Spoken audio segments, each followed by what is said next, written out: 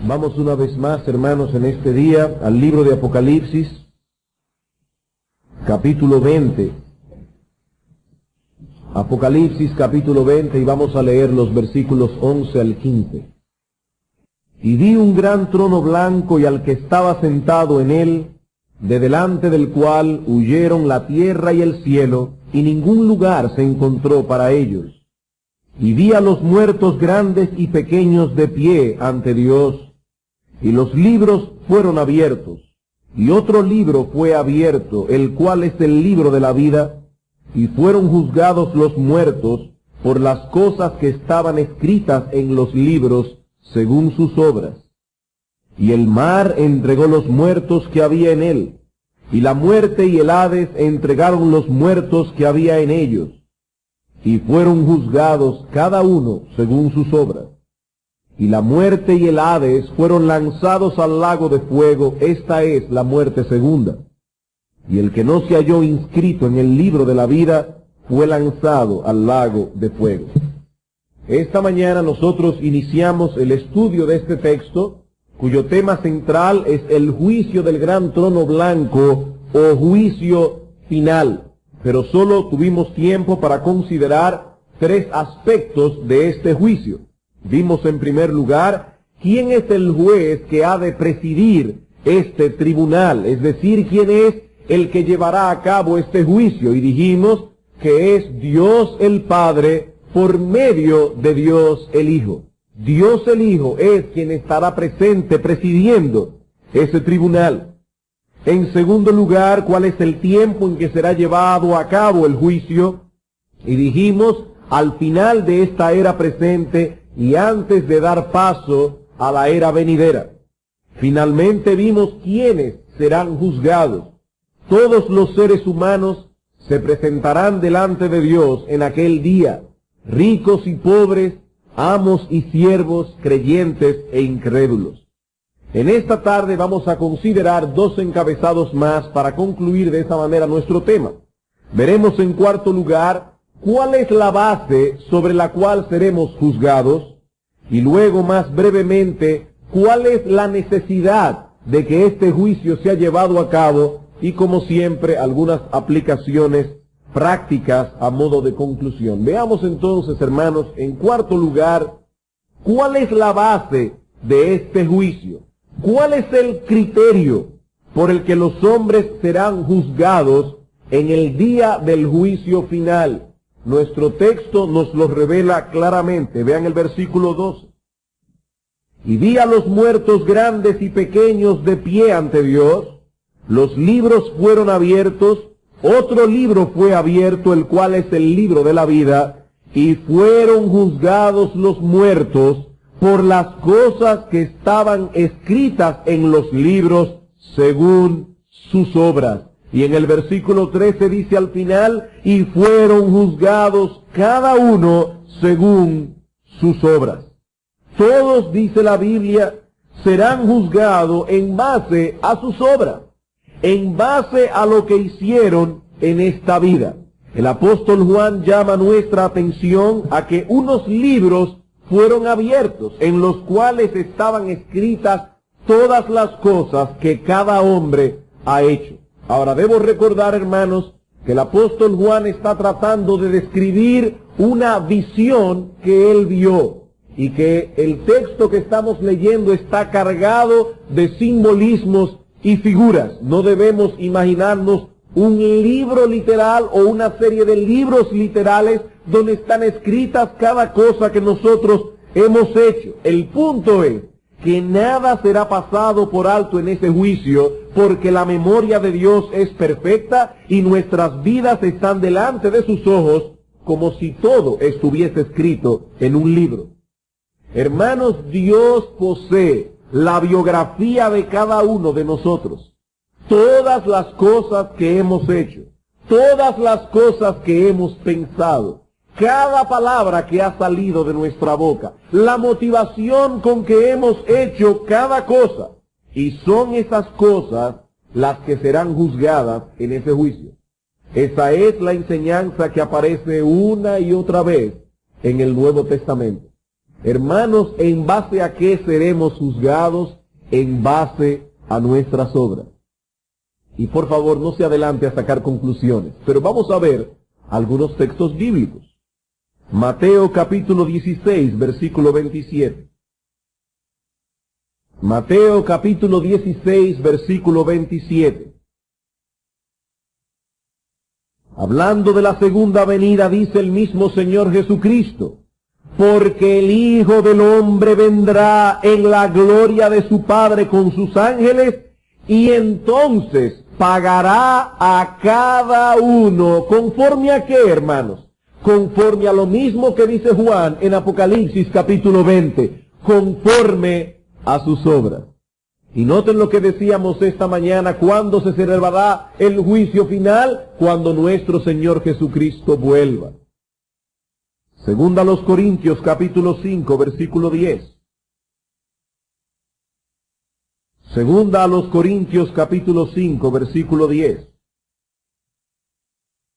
Porque es necesario que todos nosotros, el apóstol Pablo incluido, es necesario que todos nosotros comparezcamos ante el tribunal de Cristo. ¿Y cuál es la base sobre la cual seremos juzgados en ese tribunal? Pablo dice: para que cada uno reciba según lo que haya hecho mientras estaba en el cuerpo, sea bueno o sea malo. Cada cual recibirá conforme a sus obras.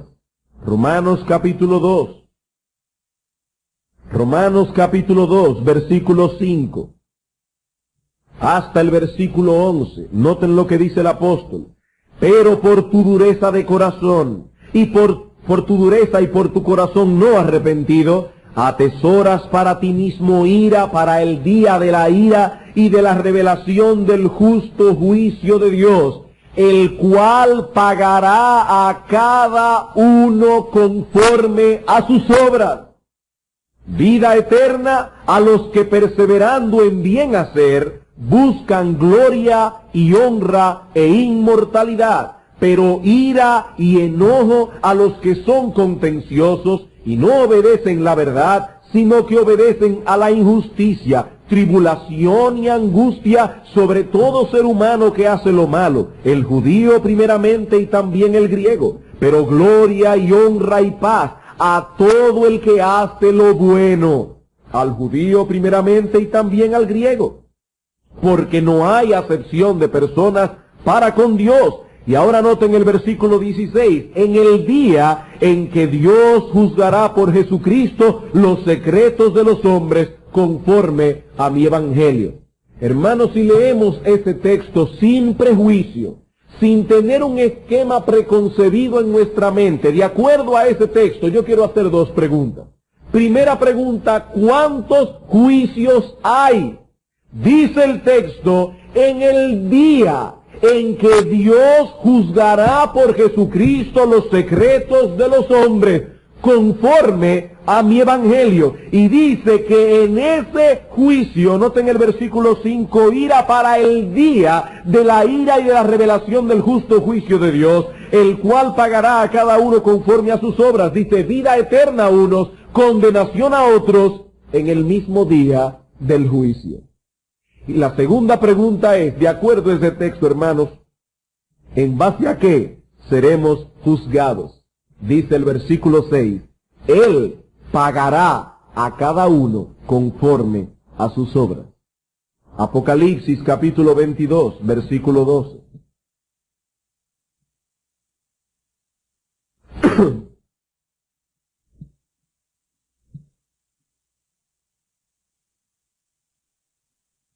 He aquí yo vengo pronto. ¿Y qué sucederá cuando nuestro Señor Jesucristo vuelva? El día del juicio.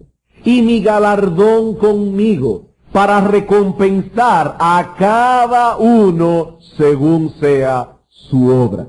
Hermanos, ¿cuál es la base por la que los hombres serán juzgados, creyentes e incrédulos?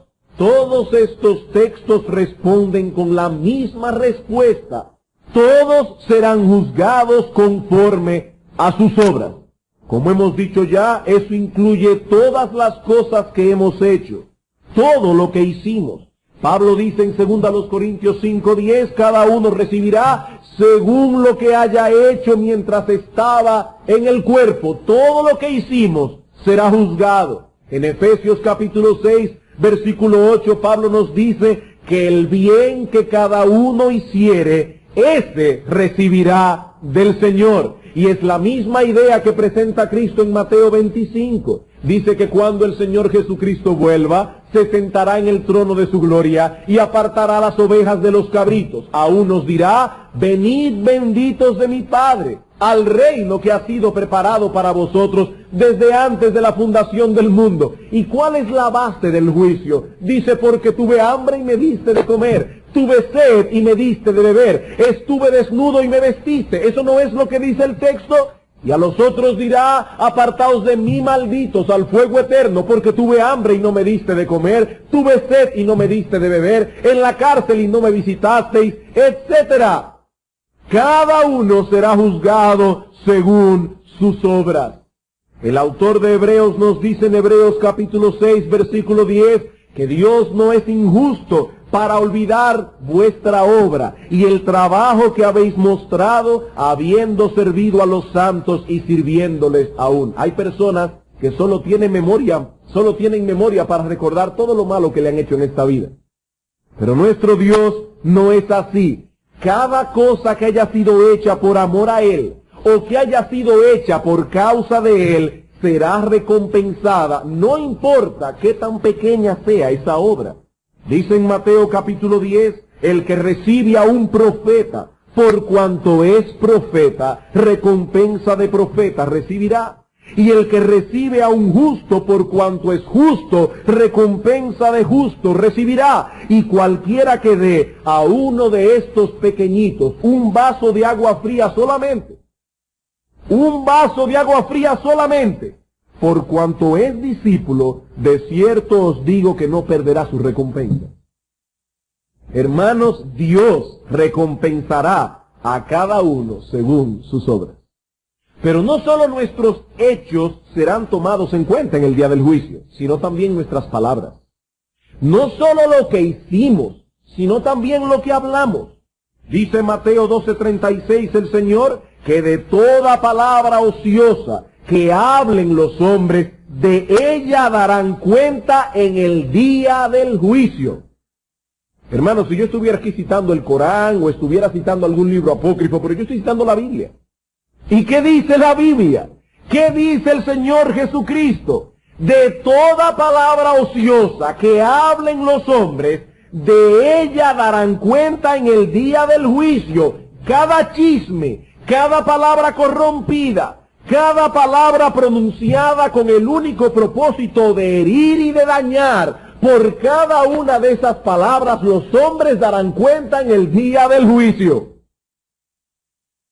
Pero no solo los hechos y las palabras serán juzgados en el día del juicio, sino también las motivaciones y los pensamientos.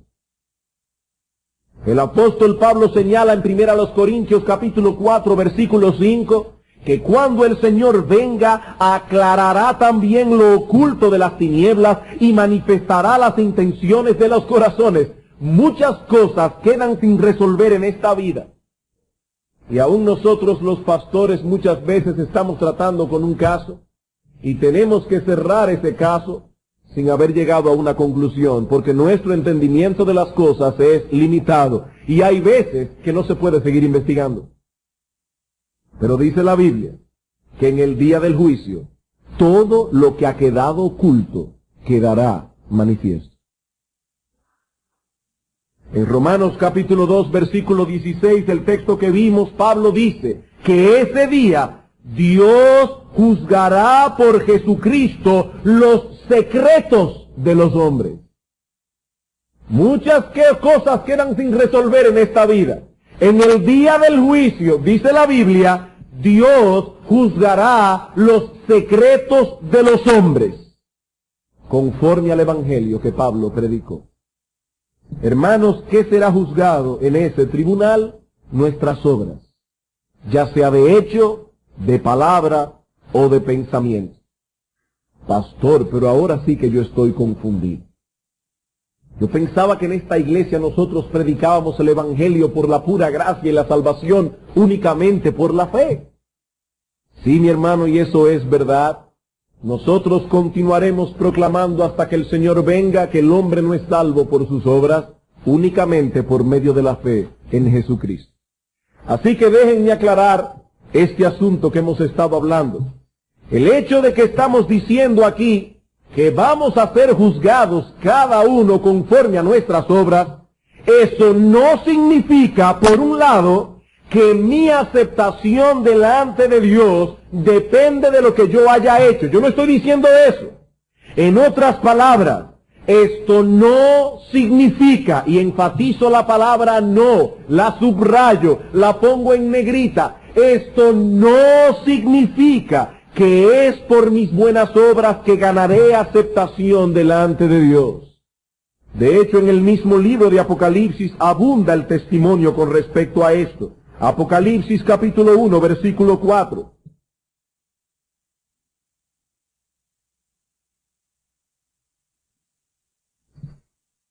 Dice el Señor, o aquí el apóstol Juan escribiendo, lo que el Señor les reveló. Juan, a las 7 iglesias que están en Asia, gracia y paz a vosotros del que es, y que era, y que ha de venir, y de los 7 espíritus que están delante de su trono, y de Jesucristo, el testigo fiel, el primogénito de los muertos, y el soberano de los reyes de la tierra, al que nos amó, y nos lavó de nuestros pecados con su sangre, y nos hizo reyes y sacerdotes para Dios su Padre. A Él sea gloria e imperio por los siglos de los siglos. Amén. ¿Cómo fuimos redimidos? Dice el texto. Él nos amó y nos lavó de nuestros pecados, no por nuestras buenas obras, sino por su sangre. Apocalipsis capítulo 5, versículo 9.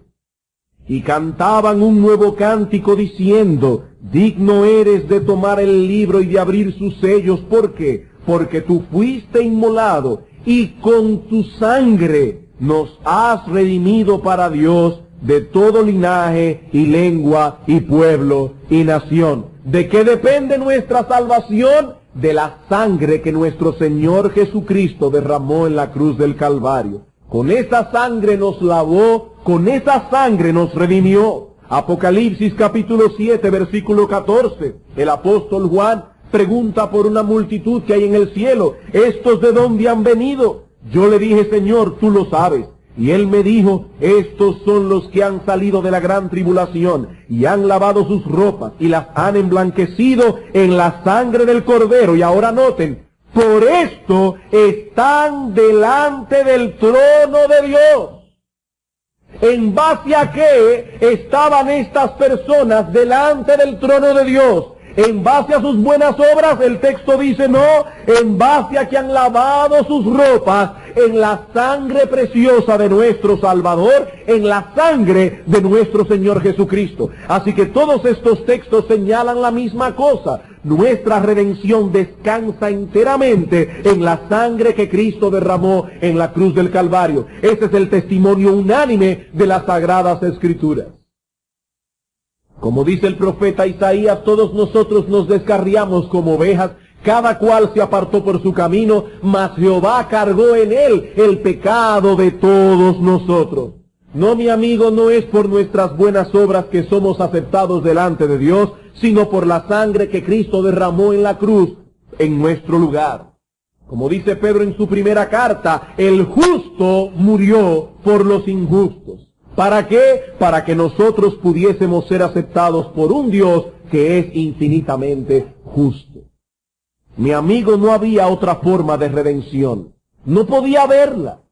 Una deuda infinita debía ser pagada para que el pecador pudiese ser liberado. Y para pagar esa deuda, alguien de valor infinito debía morir en nuestro lugar. Solo Dios, hecho hombre, podía pagar la deuda. Para eso se encarnó el Hijo de Dios, para morir en una cruz y pagar la deuda que nosotros teníamos con Dios por nuestros pecados. Y al que no conoció pecado, dice Pablo, por nosotros Dios lo hizo pecado, para que nosotros fuésemos hechos justicia de Dios en él. Así que cuando estamos diciendo que seremos juzgados por nuestras obras, mi amigo, no estamos diciendo que seremos aceptados delante del tribunal de Dios en base a nuestras obras. Por otra parte, esto no significa que es por nuestras buenas obras que mantenemos nuestra aceptación delante de Dios. Esto no significa que es por nuestras buenas obras que mantenemos aceptación delante de Dios. En ese sentido, nuestros hermanos pentecostales, y yo no dudo que hay muchos pentecostales que son realmente creyentes, pero nuestros hermanos pentecostales yerran en su teología, porque predican a voz en cuello la salvación por la fe, y luego dicen que esa salvación debe ser mantenida por medio de las obras. No, mi amigo. Entramos en el reino por medio de la fe y nos mantenemos en ese reino por la misma causa, por la gracia de Dios, por medio de la fe. Las Escrituras abundan en testimonio en cuanto a que Dios ama a su pueblo únicamente por su buena voluntad, libremente. No hay nada en nosotros, ni que haya sido hecho por nosotros, que haya movido a Dios a amarnos. No hay nada en nosotros, ni nada que se ha hecho por nosotros que obligue o mueva a Dios a amarnos. No, su amor emana de Él libremente. ¿Recuerdan lo que dice Apocalipsis capítulo 20, versículo 15? Dice que fueron admitidos en el reino, en la vida eterna, aquellos cuyos nombres fueron encontrados en el libro de la vida. Ahora vamos conmigo a Lucas capítulo 10 para ver cómo esos nombres fueron escritos allí. Lucas capítulo 10.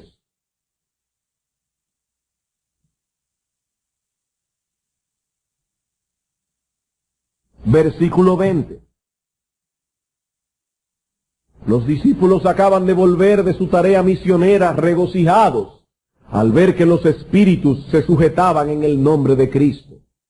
Y dice ahora el Señor, pero no os regocijéis de que los espíritus se os sujetan, sino regocijaos de que vuestros nombres están escritos en los cielos. Pero ahora noten, en aquella misma hora, y ese titulito que está allí en sus Biblias no es inspirado por el Espíritu Santo, eso fue puesto luego allí. Pero tenemos que leer el texto completo.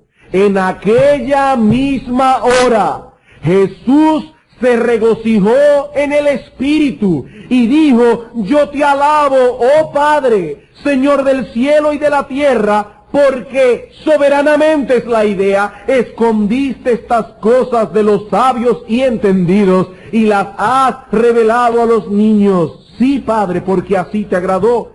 Todas las cosas me fueron entregadas por mi Padre, y nadie conoce quién es el Hijo sino el Padre, ni quién es el Padre sino el Hijo, y aquel a quien el Hijo lo quiera revelar.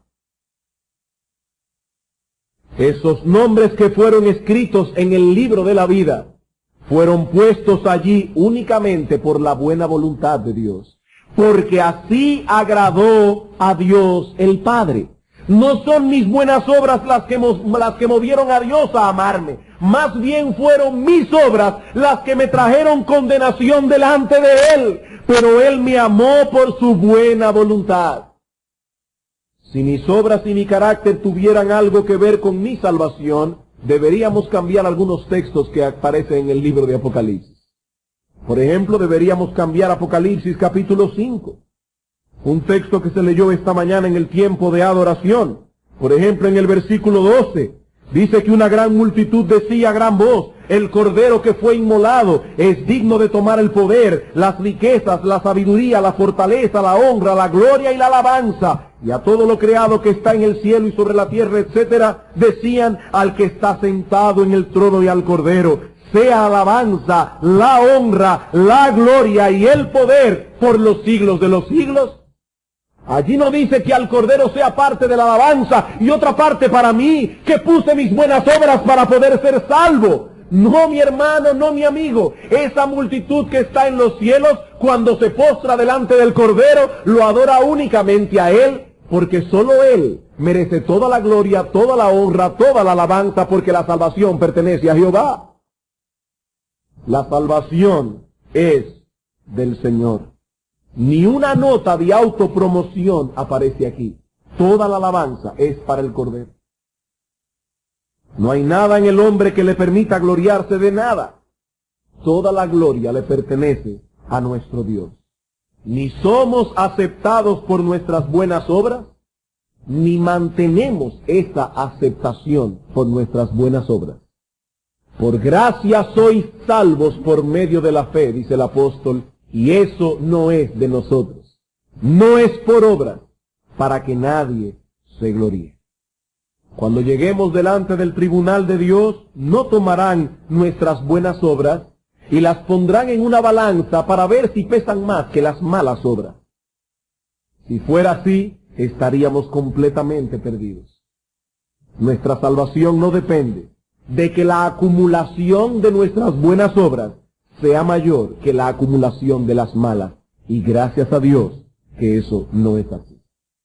¿Qué es entonces, hermanos, lo que significa el hecho de que seremos juzgados según nuestras obras? Al menos significa dos cosas.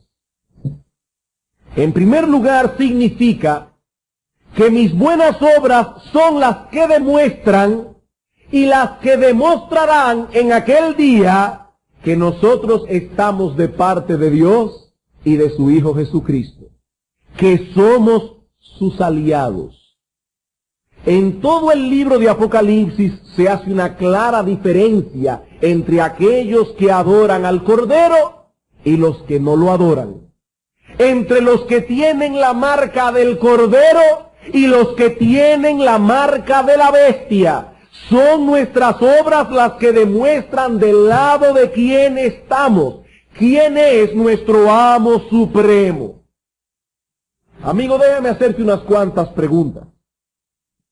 ¿Te conformas tú a este mundo caído? ¿Vives controlado por tus deseos? ¿Dedicas lo mejor de tu tiempo, lo mejor de tus talentos a la búsqueda de los placeres y las glorias de este mundo? Entonces tú no estás del lado del Cordero. No estás del lado del Cordero. Tus obras demuestran que tú perteneces al otro bando, que tú estás dentro del otro grupo. Apocalipsis capítulo 13, versículo 8.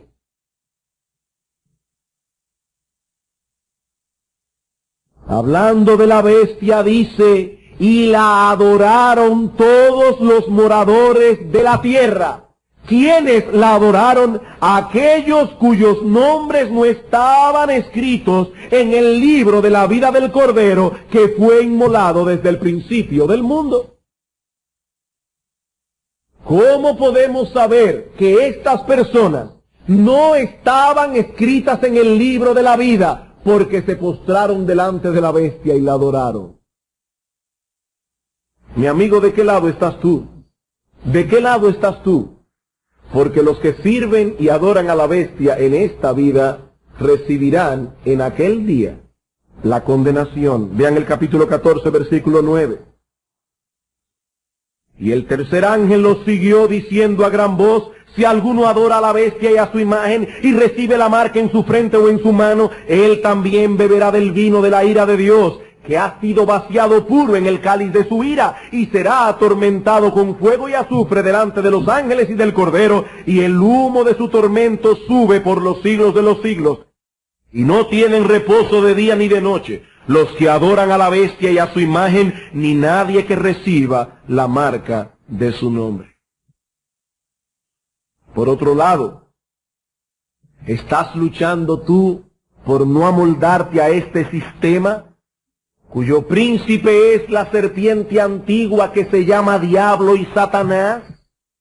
¿Estás en guerra contra las pasiones que combaten en tus miembros y que batallan por llevarte otra vez cautivo al pecado? Tú puedes decir como el apóstol Pablo que en el hombre interior te deleitas en la ley de Dios y que no hay mayor tristeza para ti que el violar esa ley.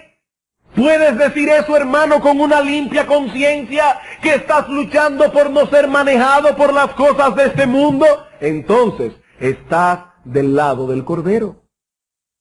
Nuestras obras revelan nuestra posición, del lado de quién estamos. Por otra parte, ser juzgado según las obras también significa que es por medio de las buenas obras que evidenciamos la realidad de nuestro arrepentimiento y de nuestra fe. Ser juzgado conforme a las obras significa que las buenas obras evidencian la realidad de nuestro arrepentimiento y nuestra fe. Si hay algo que conoce todo creyente verdadero, es esa verdad del Evangelio, de que lo único que Dios demanda del pecador para ser salvo es un arrepentimiento creyente. Lo único que Dios demanda al pecador para ser salvos es que creamos y nos arrepintamos. Esas dos gracias, la fe y el arrepentimiento, son las tenazas por medio de las cuales el pecador se apropia del Señor Jesucristo. Donde quiera que hay fe, hay arrepentimiento. Donde quiera que haya arrepentimiento, hay fe. La fe trae consigo arrepentimiento. El arrepentimiento lleva consigo la fe. Por eso alguien decía que la fe que trae la salvación consigo es una fe penitente. Y el arrepentimiento que trae consigo la salvación es un arrepentimiento creyente. No podemos concebir una cosa sin la otra. Pero en muchos textos de las Escrituras se nos enseña que la fe y el arrepentimiento, si son genuinos, producen frutos. Cuando seamos juzgados, no se tomará en cuenta únicamente nuestra profesión de fe. Ese es el problema de muchos. Ellos creen que por el simple hecho de decir yo creo, que por el simple hecho de decir yo me he arrepentido, ya Dios está obligado a concederles la salvación. No, mi amigo. No es nuestra profesión de fe la que Dios tomará en cuenta en el día del juicio. Cuando seamos juzgados, lo que se tomará en cuenta son nuestras obras, las obras que evidencian la fe y el arrepentimiento. No son nuestras palabras, son nuestras obras las que serán juzgadas. Apocalipsis capítulo 2. Dice el Señor Jesucristo a la iglesia de Éfeso: pero tengo contra ti que has dejado tu primer amor. Recuerda por tanto de dónde has caído y arrepiéntete. ¿Cómo? Haz las primeras obras. Pues si no, vendré pronto a ti y quitaré tu candelero de su lugar si no te hubieres arrepentido. Versículo 7. El que tiene oído, oiga lo que el Espíritu dice a las iglesias. Al que venciere, le daré a comer del árbol de la vida, el cual está en medio del paraíso de Dios.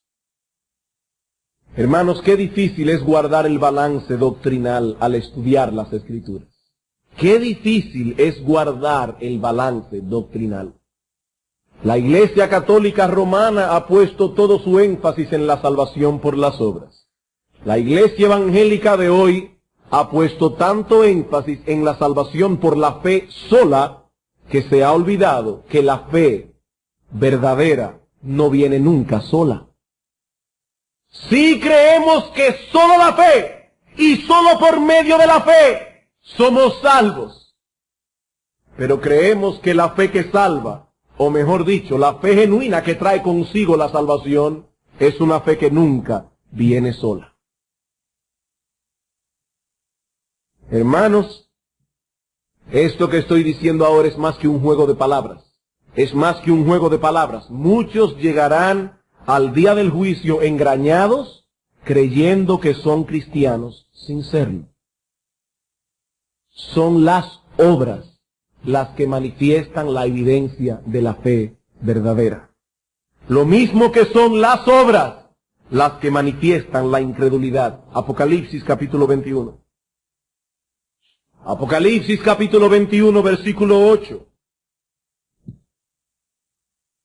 Pero los cobardes e incrédulos, los abominables y homicidas, los fornicarios y hechiceros, los idólatras, todos los mentirosos, tendrán su parte en el lago que arde con fuego y azufre, que es la muerte segunda. Noten, aquí se narran y se revelan una serie de pecados: fornicarios, hechiceros, mentirosos, idólatras, etc. Pero hay una pequeña palabra allí que no podemos pasar por alto. Dice el apóstol Juan, los cobardes e incrédulos, quienes serán excluidos y echados en el infierno, los incrédulos. ¿Y cómo sabemos que son incrédulos? Únicamente porque ellos dicen clara y abiertamente: yo no creo en Dios. No, mi hermano, no, mi amigo. Hay mucha gente que dice creer en Dios y aún así es un incrédulo. Y la manera en que se ha de manifestar no es únicamente por lo que dicen sus labios, es por sus obras. Son fornicarios, hechiceros, idólatras, mentirosos, y por sus obras sabemos que son incrédulos. Si fuesen creyentes, evidenciarían su fe a través de buenas obras. Santiago capítulo 2. Con razón decía alguien que la herejía no es más que la verdad deformada. Hermanos, si queremos ser bíblicos, tenemos que guardar un balance entre la fe y las obras. Somos salvos única y exclusivamente por medio de la fe, y no podemos añadir ninguna obra a eso. Pero estamos diciendo que esa fe que trae a Cristo consigo es una fe que da fruto. Y repito, muchos descenderán al infierno creyendo que son verdaderos cristianos. Dice Santiago capítulo 2, versículo 14, hermanos míos, ¿de qué aprovechará si alguno dice que tiene fe y no tiene obras? ¿Podrá la fe salvarle? Y si un hermano o una hermana están desnudos y tienen necesidad del mantenimiento de cada día, y alguno de vosotros le dice: id en paz, calentaos y saciaos, pero no les dais las cosas que son necesarias para el cuerpo, ¿de qué aprovecha? Así también la fe, si no tiene obras, es muerta en sí misma. Y una fe muerta no le dará vida espiritual a nadie. Pero alguno dirá: tú tienes fe y yo tengo obras. Muéstrame tu fe sin tus obras, y yo te mostraré mi fe por mis obras. Noten que él no dice: te mostraré mi fe junto con mis obras.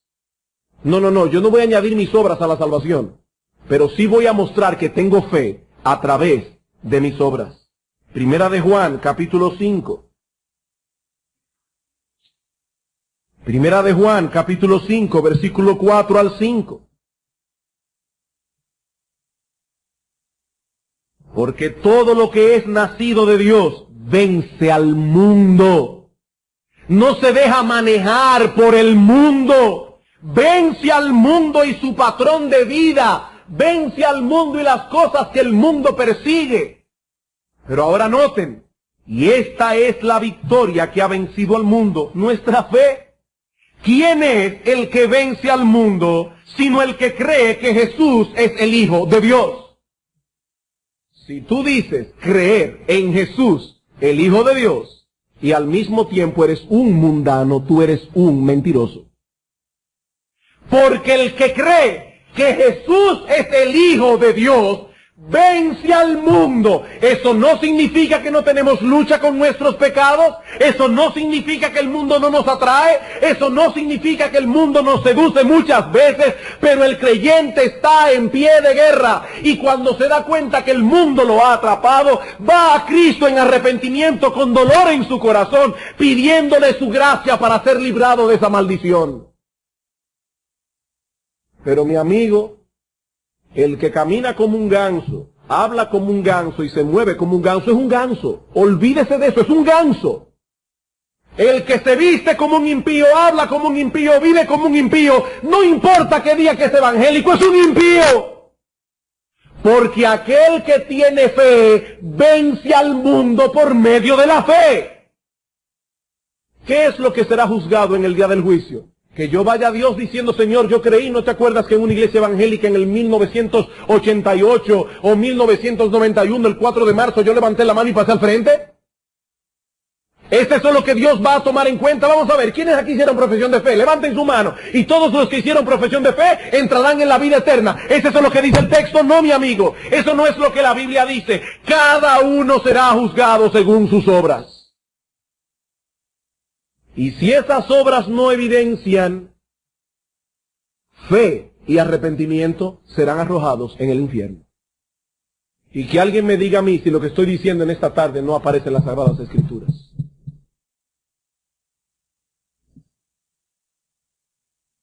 ¿Qué significa ser juzgados por medios de las obras? Que nuestras obras son las que revelarán la realidad de nuestra fe y de nuestro arrepentimiento. Mateo capítulo 25.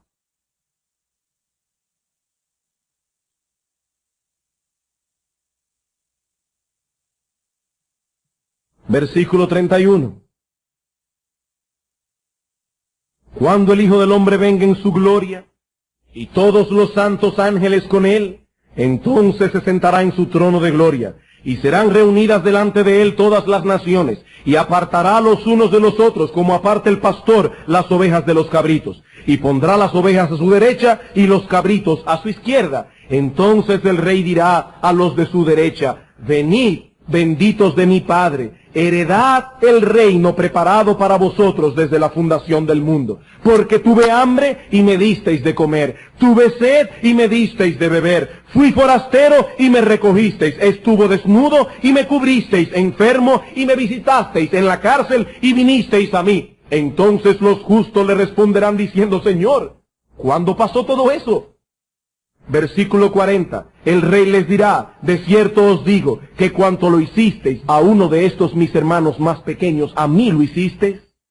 Entonces dirá también a los de su izquierda, apartaos de mí, malditos, al fuego eterno preparado para el diablo y sus ángeles, porque tuve hambre y no me disteis de comer, etcétera, etcétera. Versículo 44. Entonces también ellos le responderán diciendo, Señor, ¿cuándo pasó todo eso?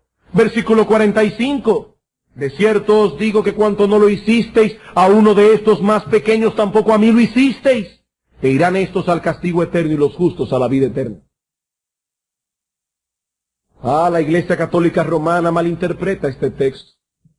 Y dice, ahí está claro, son las buenas obras las que salvan. No, mi amigo. Tenemos que leer ese texto con cuidado.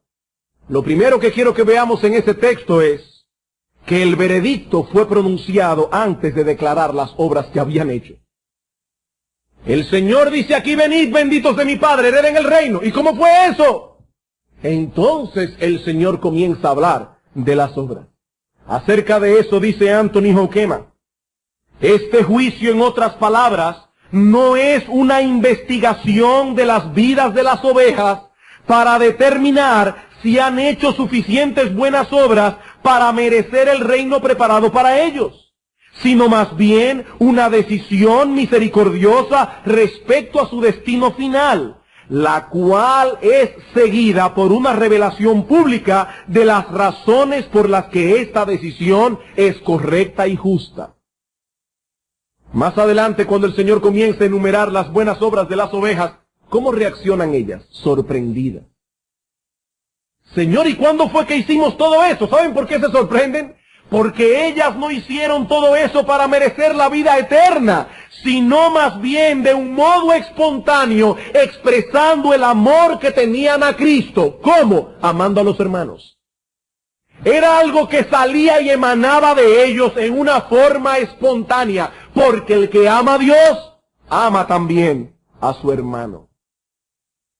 Y lo segundo que quiero hacer notar en este texto es que todo pensamiento de mérito personal es excluido por el mismo Señor Jesucristo de manera explícita. ¿Qué dice él a las ovejas? Versículo 34. Venid, benditos de mi Padre, heredad el reino preparado para vosotros desde la fundación del mundo. Y una vez más, cito a Joquema. Se dice que ellos heredarán el reino. Una herencia nunca es ganada, sino más bien siempre es recibida como un regalo. Del reino que están por heredar, se dice que ha sido preparados para ellos desde la fundación del mundo. Nuevamente tenemos evidencia de la misericordiosa elección de ellos por parte del Padre desde la eternidad. Una elección basada no en el mérito, sino en la gracia. Ellos van a heredar un reino. Si hubiera sido por las buenas obras que hicieron, deberían decir que van a ganarse un reino. Pero van a heredar un reino. Como hemos podido ver, no es en el día del juicio que se decidirá el destino eterno de las personas. Escucha bien eso, no es en el día del juicio que eso se decidirá. El juicio va a comenzar diciendo a cada uno lo que merece. Así es que va a comenzar. No es como en los juicios humanos. En los juicios humanos primero se trae la evidencia y luego el veredicto. Aquí es distinto. El veredicto ya fue declarado. Dice el Señor Jesucristo, el que cree en el Hijo no será condenado, pero el que no cree ya ha sido condenado. El veredicto ya fue declarado. Pero no solo ha sido decidido ya ese veredicto, sino que todos los que han muerto ya conocen cuál es el veredicto que les espera. Todos los que han muerto ya conocen cuál es su veredicto. La palabra de Dios enseña que las almas de los impíos van al infierno y las almas de los justos van al cielo. Así que todos los hombres que han muerto ya saben dónde pasará la eternidad. Y ellos lo saben. Pregunta, ¿por qué entonces es necesario que se celebre un juicio? Y eso nos lleva a nuestro último encabezado, que prometo que será bien breve. La necesidad del juicio. Hermanos, ¿para qué se va a celebrar el juicio final si ya el veredicto fue declarado? Y por lo menos todos los que han muerto ya saben a dónde van a parar, en cuerpo y alma, porque ahora están solo en alma. Los justos están solo en alma en el cielo. Los impíos están solo en alma en el infierno. ¿Para qué el juicio entonces? Tres cosas. En primer lugar, el juicio es necesario para desplegar la gloria y la soberanía de Dios en la revelación del destino final de cada persona. Dios se glorificará al declarar y revelar el destino final de cada persona. Ese día el destino eterno de cada uno será revelado. Se publicará la fe de cada creyente y las obras que la acompañan. Se publicará la incredulidad de los impíos y las obras que la acompañan. La gracia de Dios será manifestada en la salvación de su pueblo y su justicia en la condenación de los impíos. En consecuencia, como dice un autor, lo primordial en el día del juicio no es el destino de los individuos, sino la gloria de Dios. Es importante ese juicio para que Dios sea glorificado en los creyentes y en los impíos. En segundo lugar, ese juicio también es necesario para declarar el grado de recompensa o de castigo que cada uno recibirá. Ese juicio es necesario para declarar el grado de recompensa o de castigo que cada uno recibirá. Hermanos, no todos los creyentes recibirán el mismo grado de recompensa, como no todos los impíos recibirán el mismo grado de castigo. La salvación es enteramente por gracia. Sin embargo, la recompensa que cada uno recibirá en el día del juicio será diferente. Veo que el tiempo se me ha ido, así que solo voy a citar los textos. Lucas capítulo 19, versículo 12 al 19. El Señor dice que llamará a sus siervos para ver lo que hicieron con sus dones y talentos. Y conforme a lo que produjeron con sus dones y talentos, así también será la recompensa. Primera los Corintios capítulo 3, versículo 10 al 15, dice que la obra de cada creyente será pasada por fuego. Lo que es paja, heno y hojarasca se quemará. Lo que es oro, plata, piedras preciosas, recibirá recompensa. Algunas obras serán quemadas. Eso no quiere decir que los creyentes van a perder la salvación. Dice, serán salvos, pero así como por fuego. Como cuando una casa se quema y usted tiene que salir con la ropa chamuscada por una ventana sin poder sacar nada de allí. Así serán salvos algunos. Otros recibirán una mayor recompensa. Y en cierto modo podemos decir que existe una relación estrecha entre el grado de fidelidad del creyente y la recompensa que recibiremos, en el sentido de que la misma fidelidad nos permite disfrutar más intensamente la recompensa. ¿Cómo es eso? Vamos a suponer que usted está estudiando un instrumento musical y a través de mucho esfuerzo logra dominar su instrumento. ¿Sabe qué pasará? Que precisamente por el esfuerzo que usted ha hecho va a disfrutar la música más intensamente. Con respecto a eso dice León Morris: ya aquí y ahora, el hombre que se da de todo corazón al servicio de Cristo, conoce más el gozo del Señor que aquel que lo hace de poco ánimo. No tenemos ningún fundamento en el Nuevo Testamento que nos lleve a pensar que será diferente en el cielo. El hombre que ha aprendido a disfrutar de Dios aquí, a sí mismo lo seguirá disfrutando por toda la eternidad. Así que es la misma fidelidad la que nos preparará para recibir un mayor gozo por la mayor recompensa. Hermanos, hay muchas cosas que no entendemos con respecto al juicio, pero algo es claro: habrá diversos grados de recompensa, habrá diversos grados de castigos en el infierno.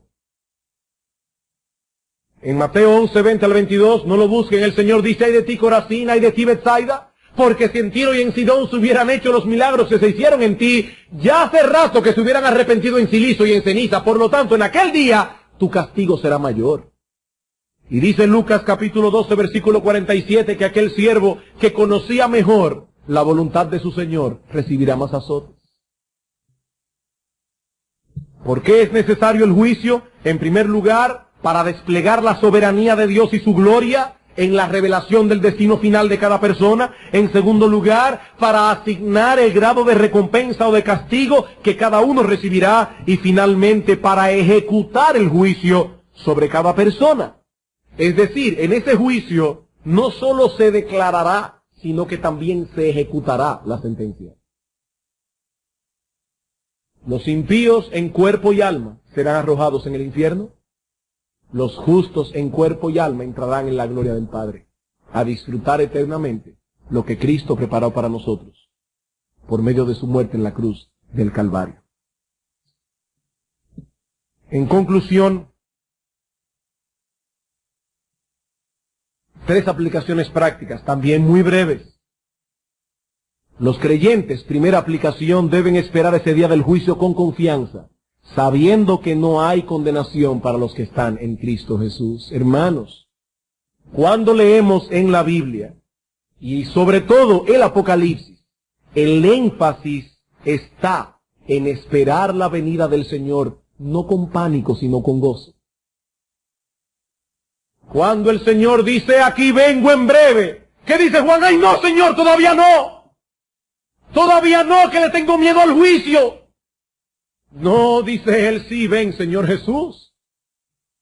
Hermanos, no hay condenación para los que están en Cristo Jesús. Cuando entremos por la puerta de ese augusto tribunal, no nos presentaremos desnudos, nos presentaremos vestidos con la justicia perfecta de nuestro Señor Jesucristo. Como dice Augusto Toplady en su famoso libro, en su famoso himno Roca de la Eternidad, cuando vaya a responder en tu augusto tribunal, sé tú mi escondedero fiel, Roca de la Eternidad. Pero en segundo lugar, esta doctrina nos enseña que debemos tomar más en serio las enseñanzas bíblicas con respecto al día del juicio para que no descuidemos nuestra vida cristiana. Hermanos, el creyente debe ser balanceado.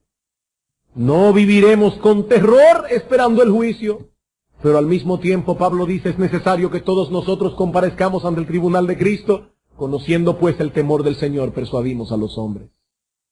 Y por último, esta enseñanza debe guardarnos cuando nuestro pecado quiera arrastrarnos a tener envidia de los pecadores.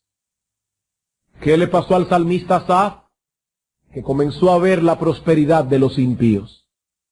¿Y a qué conclusión llegó apresuradamente? En vano he lavado mis manos, en vano he guardado mis pies. Las vacas de los impíos paren más que las de los justos. ¿Para qué he vivido en santidad toda mi vida? Pero dice él, cuando entré en el santuario de Dios, mi entendimiento fue abierto y comprendí el fin de ellos. En un momento serán cortados y su memoria ya nunca más será. Oh no, hermano mío, no envidies a los pecadores, porque en el día del juicio veremos quién fue el tonto.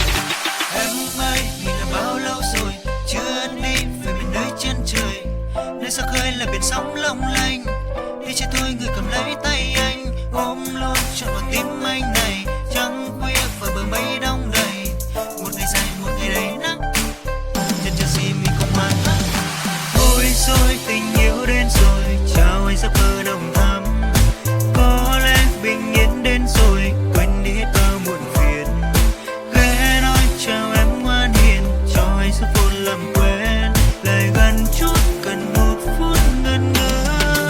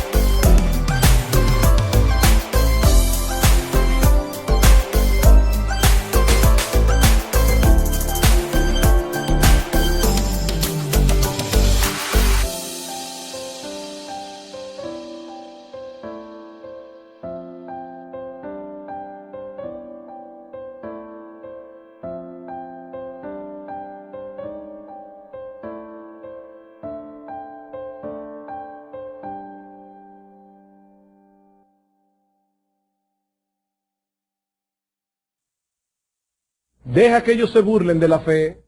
Deja que ellos continúen en la obstinación de su corazón. Deja que ellos continúen creyendo que están gozando de la vida. Deja que ellos crean que tú eres un tonto. Porque, hermano, en el día del juicio Dios revelará quién era el tonto. No, mi hermano, no tengas envidia de los pecadores. Porque ese día, llorarán y lamentarán cuando Dios declare su veredicto inapelable. Apartaos de mí, malditos. Y nosotros, por la fe, solo por la justicia de Cristo, entraremos a disfrutar del reino que Él ha preparado para los que le aman.